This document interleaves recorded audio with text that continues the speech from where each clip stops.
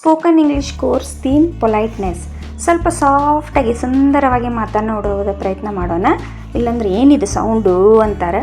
So if you want to say I don't like it, ಇದು ನನಗೆ ಸೇರಿಲ್ಲ, so ಇದರ ಬದಲಾಗಿ ನೀವು ಇಟ್ಸ್ ನಾಟ್ ಮೈ ಥಿಂಗ್ ಎನ್ಬಹುದು. ಇದು ಕೇಳಕ್ಕೂ ಚಂದ ಅನಿಸ್ತೈತಿ. ಓಕೆ, ಐ ಡೋಂಟ್ ಅಗ್ರಿ ಅಂದರೆ we seem to have different perspectives. You are not listening to me, ಹಿಂಗಂತಂದರೆ ನಿಮ್ಮ ಮಾತು ಯಾರು ಕೇಳ್ತಾರೆ. ಇದ್ರ ಬದಲಾಗಿ I think my point is not getting through.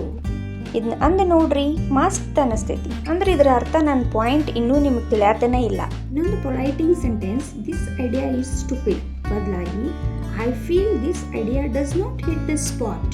Hit the spot means it does not fulfil what is needed ಅಂತ ನಾವು ಚೆನ್ನಾಗಿ ಹೇಳ್ಬೋದು. ಯು ಆರ್ ರಾಂಗ್, ಈ ಸೌಂಡ್ ಕೇಳೋದೇ ಬೇರೆ, ಯು ಆರ್ ಮಿಸ್ಟೇಕನ್ ಅಂತ ಹೇಳೋದೇ ಬೇರೆ. ಇದು ಭಾಳ ಸಾಫ್ಟಾಗಿ ಅನಿಸ್ತದೆ. I am busy right now, I am currently tired out with something important, but I will let you know once I get free.